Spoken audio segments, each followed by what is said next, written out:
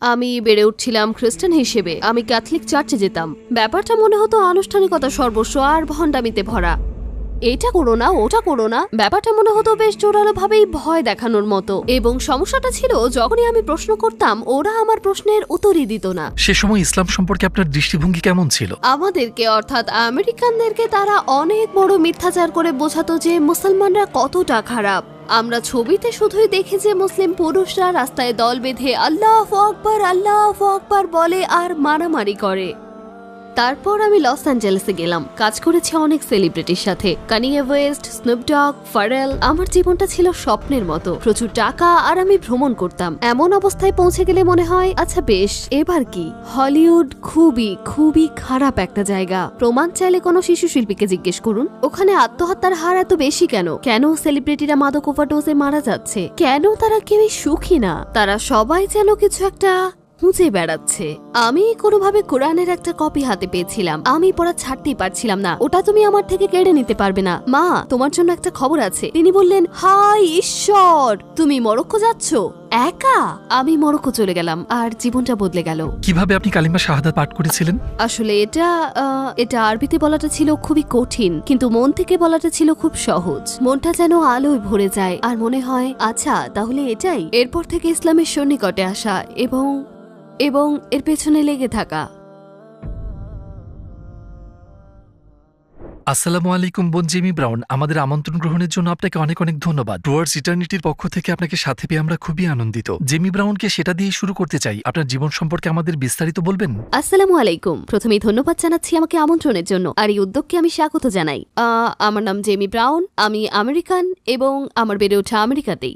একজন খ্রিস্টান এবং শিশু হিসেবে বিভিন্ন ধর্মের ব্যাপারে আমার আগ্রহ ছিল। তারা কি বোঝায়, তারা কিসে বিশ্বাস করে।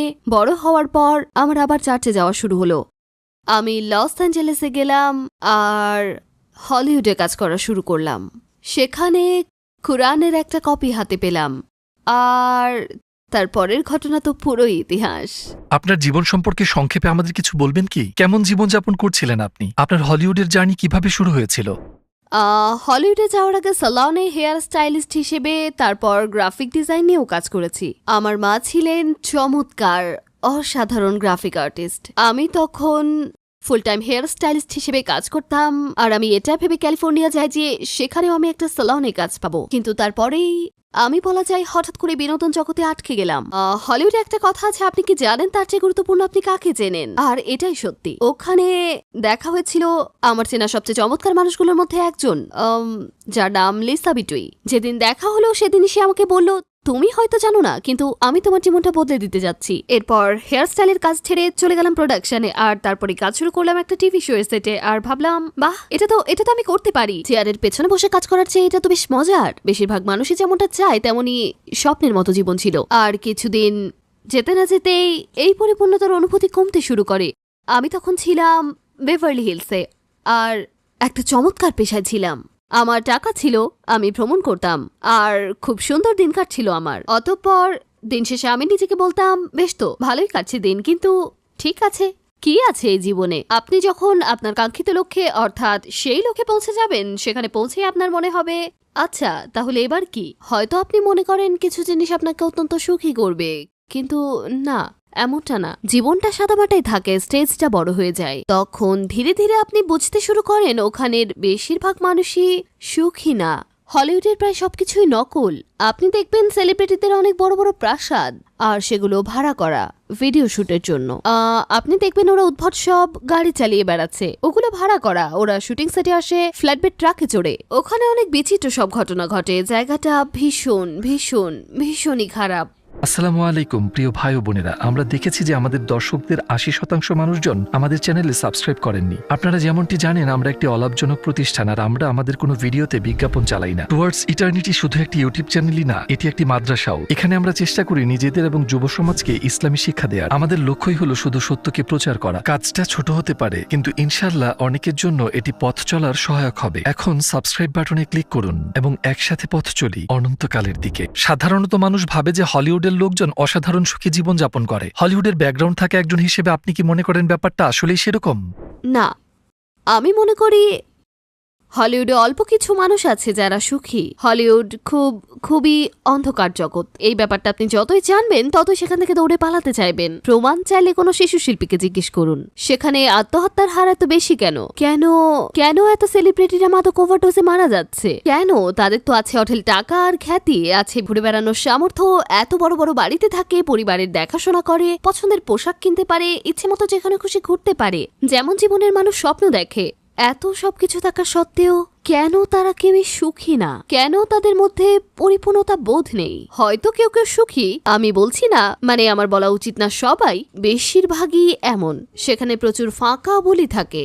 হলিউডে মানুষদের কাছে স্বপ্ন বিক্রি করা হয় আর বলা হয় চাকচিক্য, গ্ল্যামার, খ্যাতি আর সম্পদ, আর তারপরে মানুষ বোঝে না, এমনটা না। তারা সবাই কিছু একটা খুঁজে বেড়ায়।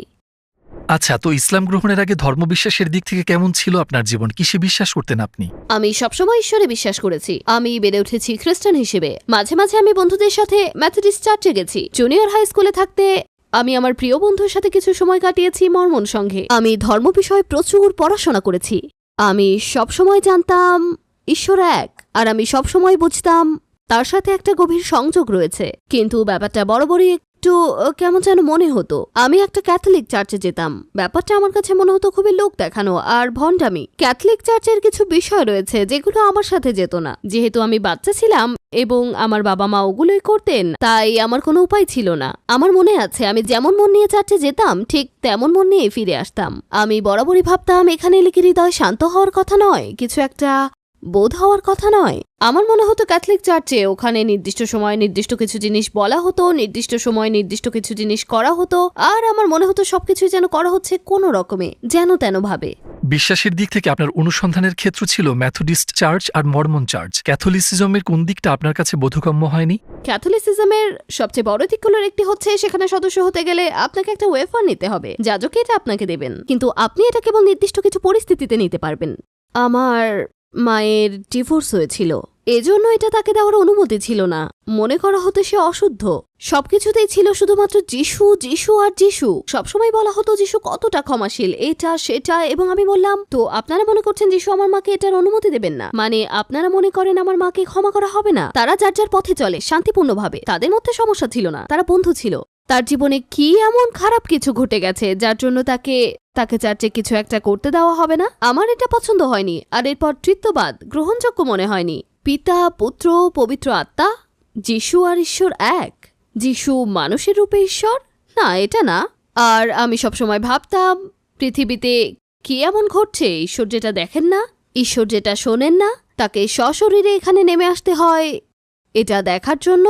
মানেই হয় না। ঈশ্বর সবকিছু দেখেন, একজন মানুষের রূপে এখানে আসার তার কোনোই মানে নেই। এগুলো কোনো কিছুই তেমন বড় বিষয় ছিল না, কিন্তু ছোট ছোট বিষয় একসাথে জড়ো হয়ে এমনটা হয়েছে। ভাবতাম এর কোনো মানে হয় না, ঠিক আছে বাদ দেই। কিন্তু সমস্যাটা হচ্ছে যখন আমি প্রশ্ন করতাম তারা কোনো উত্তরই দিত না। আপনার মতে আপনার আগের ধর্ম অর্থাৎ খ্রিস্ট ধর্ম এবং আপনার বর্তমান ধর্ম ইসলামের মধ্যে সবচেয়ে বড় স্পষ্ট পার্থক্যটা কি?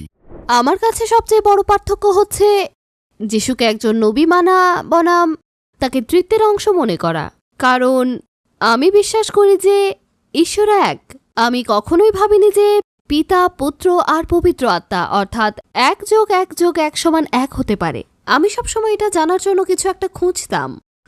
আমি আসলে কখনোই পুরোপুরি একমত হতে পারিনি।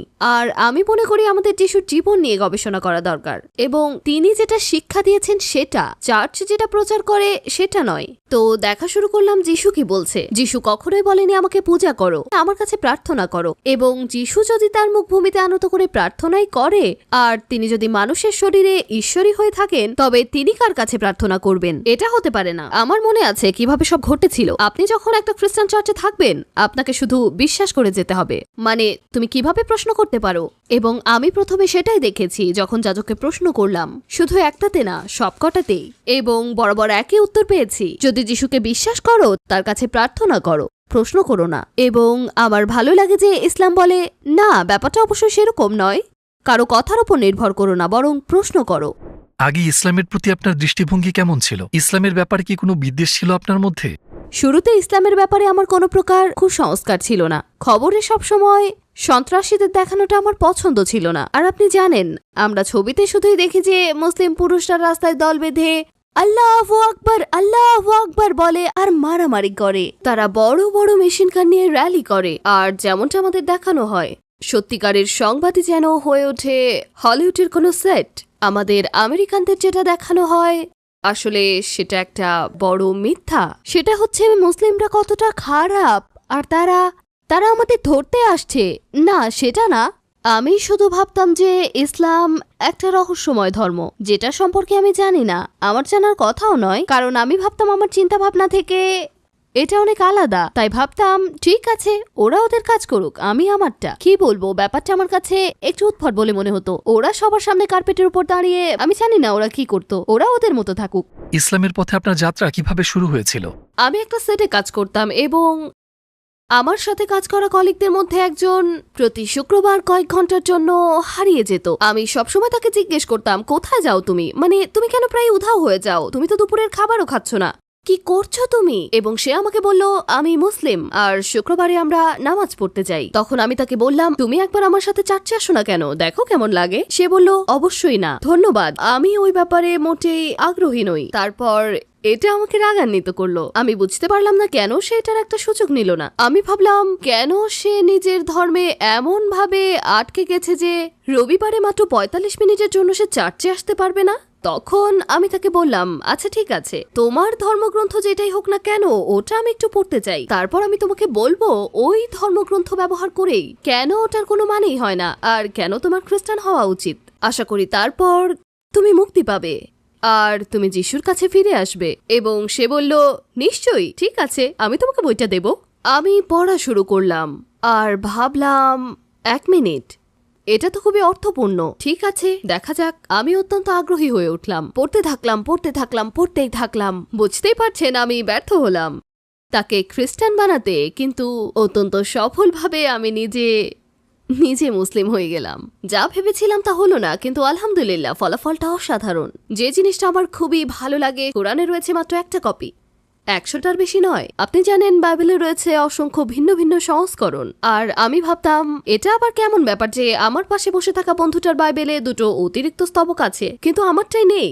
কে সম্পাদনা করছে এটা? যখন আমি জানলাম কোরআন শুধু একটাই আছে, এর একটা বর্ণ পরিবর্তন হয়নি, আমার মনে হলো, ও, আমি সবসময় যে ধারণাটার সাথে পরিচিত ছিলাম সেটা হচ্ছে বিশ্বাস করো, শুধুই বিশ্বাস করো। যদি বিশ্বাস না করো তোমার ধর্ম নেই। আমার কথা হচ্ছে, যাতে আমি বিশ্বাস করছি সেটা কি অর্থপূর্ণ হওয়া উচিত নয়?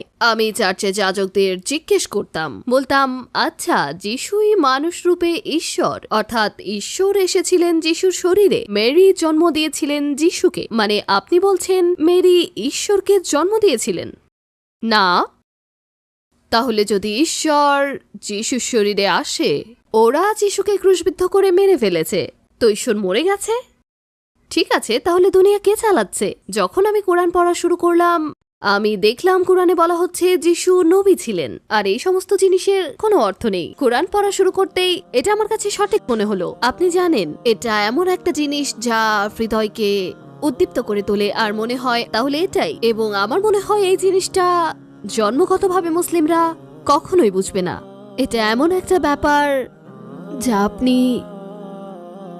কি বলবো, আপনি নিজেই বুঝতে পারবেন এবং সেটা ঘটলে আপনি সুখ অনুভব করবেন আর আপনি সেটার দিকে এগিয়ে যাবেন আর মনের মধ্যে জাগিয়ে রাখবেন।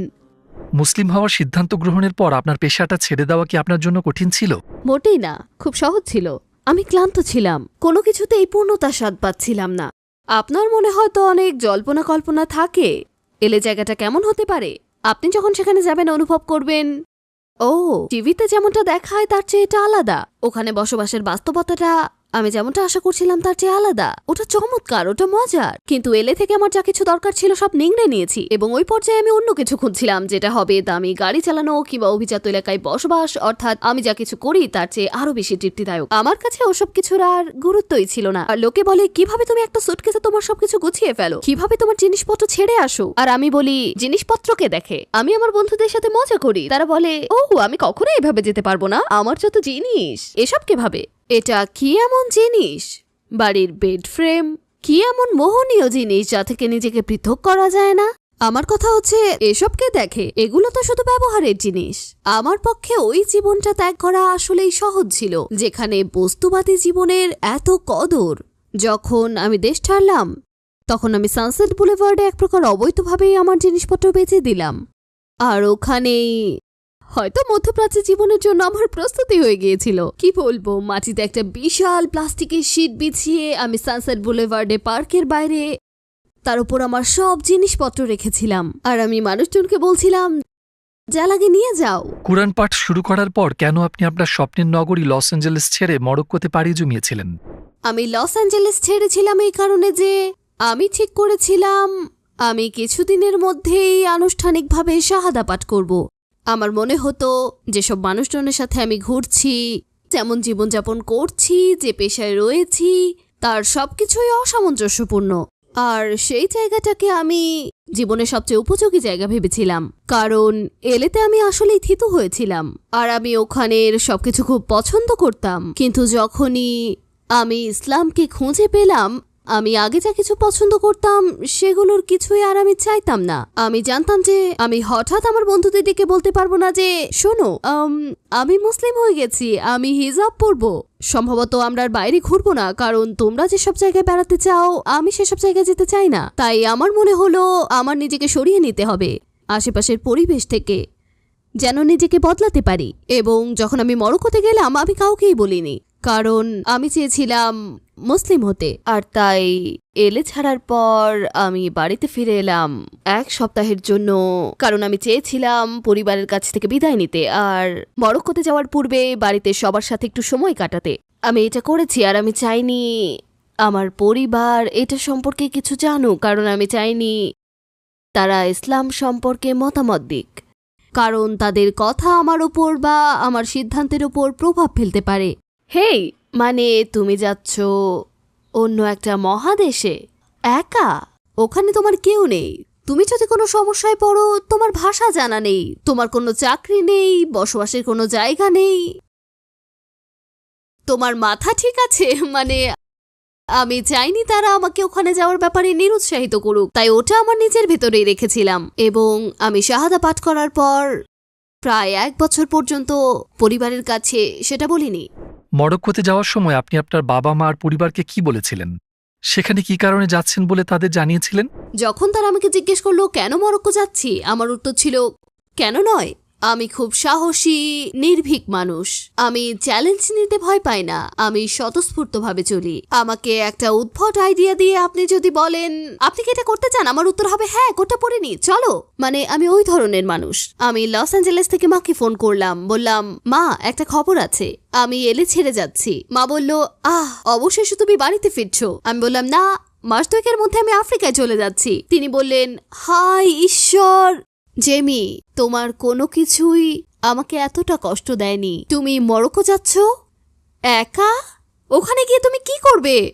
আমি বললাম জানি না, ওখানে যাওয়ার পর ঠিক করব। যখনই আমি পেছনে ফিরে দেখি আস্তাগফিরুল্লাহ, নানা রকম পাগলামি করে আমার বাবা মাকে কষ্ট দিয়েছি। যদিও তারা আমার সকল সিদ্ধান্তের ব্যাপারে একমত হয়নি, কিন্তু সবসময় তারা আমাকে সাপোর্ট করেছে। তারপর কি ঘটল? আপনি কোরআন পড়ে অভিভূত হওয়ার পর শাহাদাত পাঠের জন্য পরবর্তী পদক্ষেপগুলো কিভাবে নিয়েছিলেন? আমি যখন কোরআনের একটা কপি হাতে পেলাম, আমি ওটা নামাতে পারছিলাম না। ওটা আমার কাছ থেকে কেড়ে নিতে পারবেন না। আমি এটা পড়ছিলাম সারাদিন, প্রতিদিন। আগে মানুষ আমাকে জিজ্ঞেস করতো মরক্কো কেন, কেন আমি হিজরতের জন্য মরক্কোকেই বেছে নিয়েছি। আমি বলি না, আমি জানি না, কারণ যখনই আমি কোরআন পাঠ করেছি তখনই আমার কানে কেউ যেন ফিসফিস করছে। আর সবসময় এটা হতো যখনই আমি কোরআন বন্ধ করতাম আমার মাথায় মরক্কোর চিন্তা আসতো। প্রথমে আমি এটা নিয়ে কিছুই ভাবিনি, ভেবেছি ঠিক আছে ভালোই তো। তারপর ব্যাপারটা স্পষ্ট থেকে স্পষ্টতর হতে থাকে, ফিসফিস কথা যেন আরো জোরে কানে বাজতে থাকে। আমি কিছুতেই ভয় পাই না। আমি বললাম বেশ, আমি যদি এলেতে একা যেতে পারি, আমি নিশ্চয়ই আফ্রিকাতেও একা যেতে পারবো। তাই আমি আমার সব জিনিসপত্র গুছিয়ে নিয়েছিলাম একটা সুটকেসে, আর যাওয়ার সিদ্ধান্ত নিলাম মরক্কোর আগাদিতে। আমি এটা করেছিলাম কারণ আমি শাহাদাত পাঠ করতে চেয়েছিলাম একটা মুসলিম দেশে। 15ই ডিসেম্বর 2010 আমি মরক্কোতে পৌঁছালাম, আর আমার জীবন বদলে গেল। শাহাদাত পাঠ করার সময় আপনার কেমন লেগেছিল? দয়া করে সেটা আমাদের বিস্তারিত বলবেন কি? 2010 সাল শুরুর আগের দিন সন্ধ্যা আমি গেলাম কাসাব্লাঙ্কায়, হাসান মসজিদে, সমুদ্রের তীরে একটা বড় মসজিদ। আমি দরজার অপর পাশ দিয়ে গেলাম। ওখানে সবাই আমাকে নানা রকম প্রশ্ন করতে লাগলো, তুমি কি কারো কথা এটা করছো, তুমি কি প্রস্তুত, তুমি কি নিশ্চিত? আমি বললাম সব ঠিক আছে। তারা আমাকে কিছু নির্দেশনা দিল। এটা ক্যামেরায় রেকর্ড করা হচ্ছিল। বিশাল লাইট আমার মুখে তীব্র আলো ফেলে। আমি যেন একটা পাতার মতো কাঁপছিলাম, এতটাই নার্ভাস ছিলাম। আর আমি তো আরবি জানি না।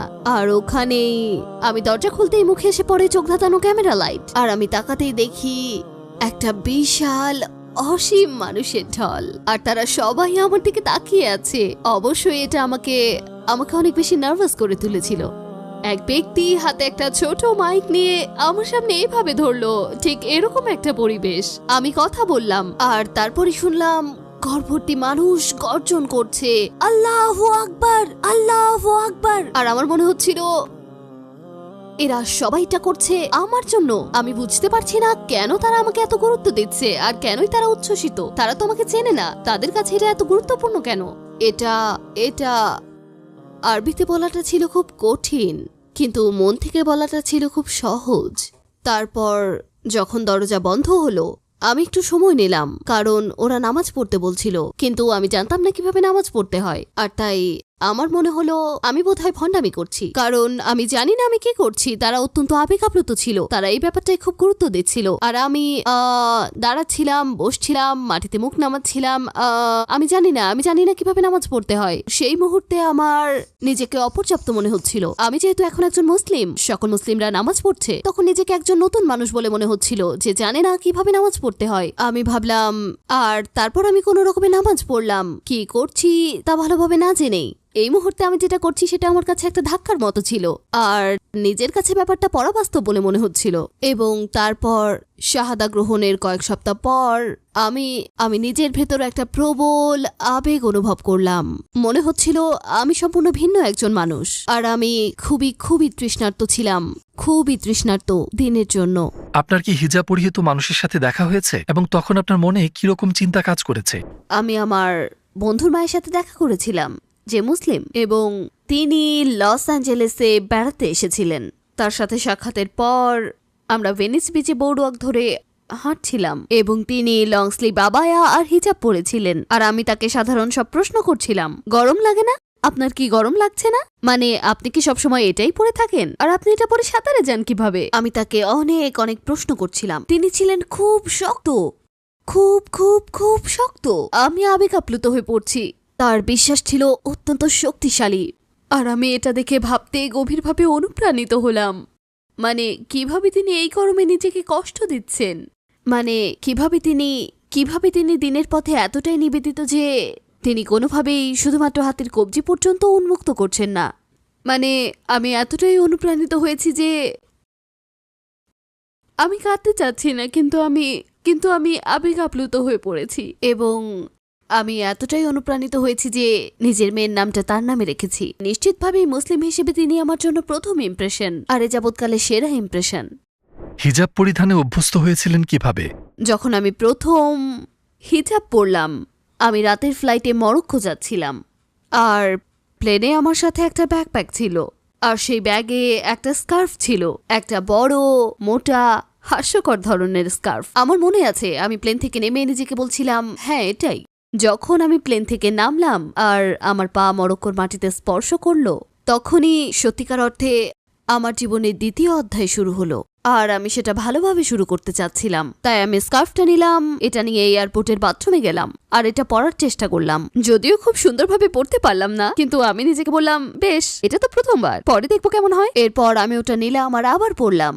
আর তারপর থেকে আজ পর্যন্ত আমি এটা খুলিনি, আলহামদুলিল্লাহ। যেসব মানুষ এটা বলে যে এটা খুব নিয়ন্ত্রণমূলক, খুবই নিপীড়নমূলক, এটা আমার স্বাধীনতা হরণ করে, কেউ আমার মাথায় বন্দুক ধরে আমাকে হিজাব পড়তে বাধ্য করেনি।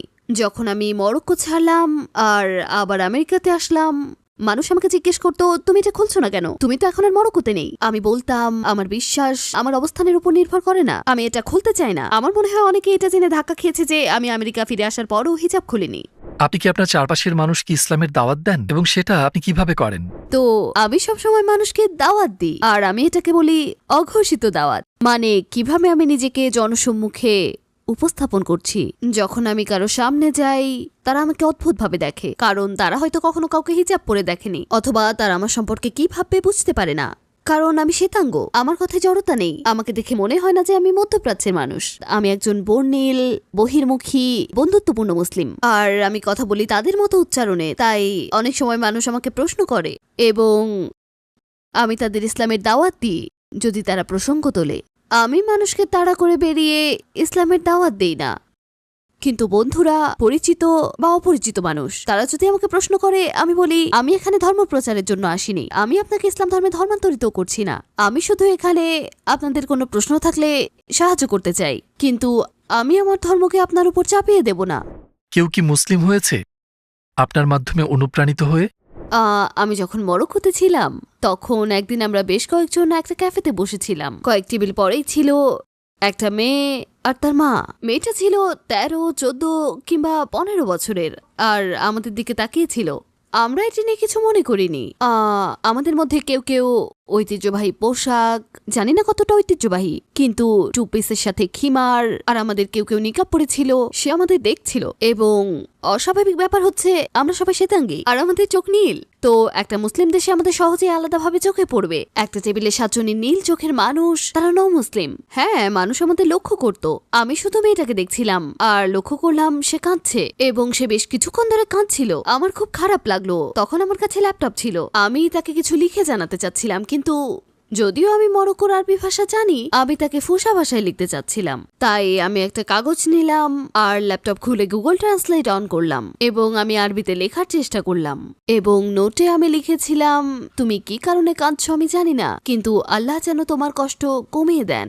যখন আমি নোটটা লেখা প্রায় শেষ করে ফেলেছি, সে আর তার মা দাঁড়িয়ে পড়লো আর ক্যাফে থেকে বেরিয়ে যেতে লাগলো। আর আমি ভাবলাম আমি তাকে যেতে দিতে পারি না, তাকেই নোটটা দিতে হবে। তারা বেরিয়ে যেতে লাগলো আর আমাদের টেবিলের পাশ দিয়ে যেতে লাগলো। আমি তাদের ইশারায় থামতে বলি, আসসালামু আলাইকুম, শুনুন শুনুন। আমি তাকে বললাম, তুমি কি ইংরেজি জানো? সে বলল জানে না। আমি তাকে বলার চেষ্টা করলাম, এটা আমি তোমার জন্য লিখেছি। তাকে আমার স্ক্রিন দেখালাম, এটা দেখো। তো আমি আমার ল্যাপটপটা ধরলাম যেন সে আরবিতে এটা পড়তে পারে, আর সে কান্নায় ভেঙে পড়লো। মানে সে কিছুটা ইংরেজি বলতে পারে। আপনি জানেন অনেক সময় তারা বলে পারি না, কিন্তু তারা কিছুটা বলতে পারে। আর সে তখন আমাকে বলল, আমি আমার মায়ের সাথে বসেছিলাম, আর বিগত কয়েক মাস ধরেই আমি হিজাব পড়তে চাইছি। আমি হিজাব পরা শক্তি পাচ্ছি না। আমি জানি না কিভাবে আমার বন্ধুদের বলবো যে আমি হিজাব পড়তে চাই। আর সে বলল, যখন আমি আপনাদের দিকে তাকালাম বুঝলাম আপনারা সবাই ইসলামে ফিরেছেন এবং আপনারা সবাই খুব সুন্দরভাবে আবৃত করে রেখেছেন। সে বলল, আপনাদের দেখে আমি বুঝতে পেরেছি হিজাব আপনাদের কতটা শক্তিশালী করেছে। আমি জন্মগতভাবে মুসলিম হয়েও ভয় থাকি বন্ধুরা কি ভাববে, কিন্তু যখন দেখলাম আপনারা কোনো কিছু না ভেবে এটা করছেন শুধুমাত্র আল্লাহর সন্তুষ্টির জন্য, এটা আমাকে আরো বেশি অনুপ্রাণিত করলো হিজাব পরার জন্য। তখন আমাদের সবার চোখে পানি চলে এসেছিল আর বললাম, এখানে এসো এখানে এসো। আমরা তাকে জড়িয়ে ধরলাম আর নাম্বার বিনিময় করলাম। অদ্ভুত ব্যাপার হচ্ছে 2 সপ্তাহ পর তার আর তার মায়ের সাথে দেখা হয়ে গেল। সেটাই জিন্স আর ক্রপ টপ টি শার্ট, এগুলো ছেড়ে ফুল হাতা ম্যাক্সি স্কার্ট আর সেই সাথে পরিপূর্ণ হিজাব পরেছিল, এবং আমি খুবই খুবই খুবই খুশি ছিলাম তাকে দেখে। আমরা জানি যে ইসলাম জীবনের প্রতিটি সমস্যার সমাধান দেয়। আমেরিকান সমাজের 3টি বড় সমস্যা উল্লেখ করুন যেগুলোর সমাধান ইসলাম দিতে পারে। আমি বলতে চাই এটা 3 নয়, এটা পুরো সমাজ। পুরো সমাজটারই সাহায্যের দরকার।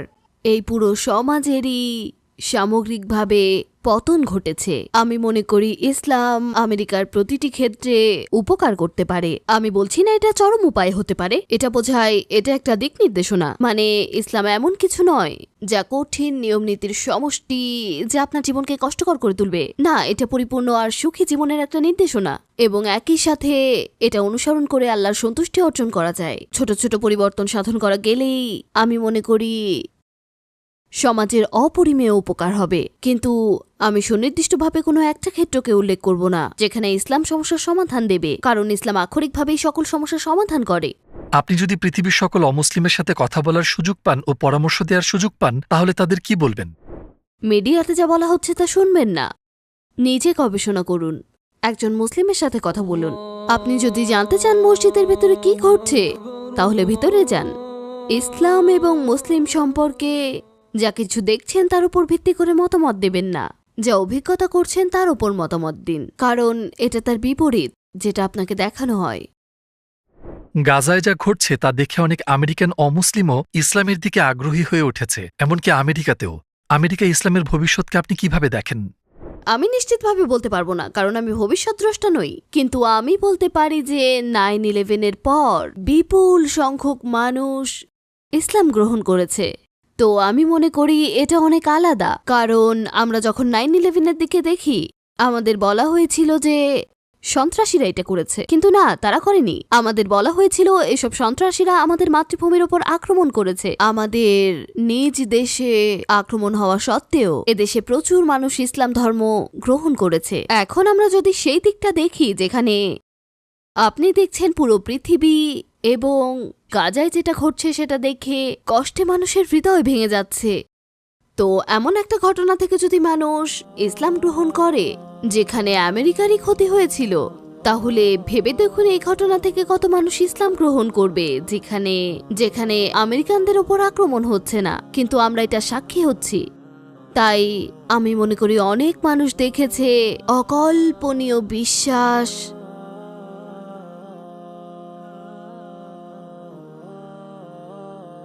ফিলিস্তিনিদের দৃঢ় বিশ্বাস, আর মুসলিম হিসেবে আমাদের তাদের থেকে শেখা উচিত। আপনি দেখেছেন এসব মানুষগুলো কিসের মধ্য দিয়ে যাচ্ছে, কিরকম অকল্পনীয় ট্র্যাজেডি।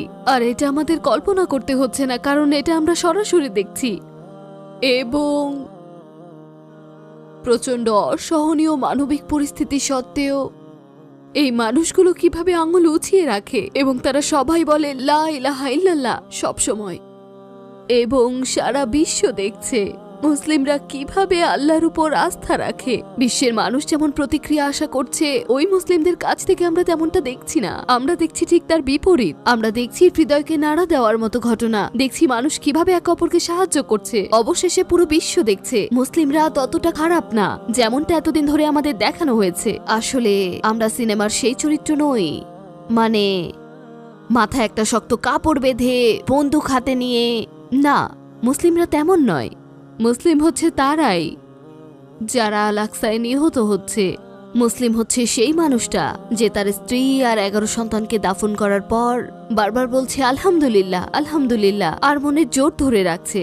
এখন পুরো বিশ্ব দেখছে যে মুসলিমরা আসলে এমন একটা দল যারা কোমল হৃদয়ের আর বিশ্বাস নির্ভর মানুষ, যারা জানে যে একটা বাচ্চাকে পালন করতে দরকার হয় সমস্ত গ্রাম। আর তাই যখন দেখবেন সেসব বাচ্চাদের এখন কোনো পরিবার নেই, দেখবেন ডাক্তাররা তাদের এমন ভাবে যত্ন করছে যেন নিজের সন্তান। আমরা ইসলামের এই দিকটা দেখছি, যেটা স্বীকার করতেই হবে।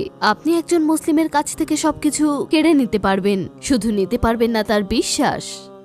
আল্লাহ যেন আপনাকে তার বেহেশতে যাওয়ার তৌফিক দান করেন। ইসলামের একজন দূত হওয়ার জন্য আপনার প্রচেষ্টার জন্য আপনাকে অনেক ধন্যবাদ। আমাকে এই অনুষ্ঠানে ডাকার জন্য ধন্যবাদ, মানে আপনি যে কিছু বলেছেন তার জন্য। এবং যারা এটা দেখছেন, আমার বাবা মায়ের জন্য দোয়া করবেন যেন তারা মুসলিম হতে পারে, ইনশাআল্লাহ।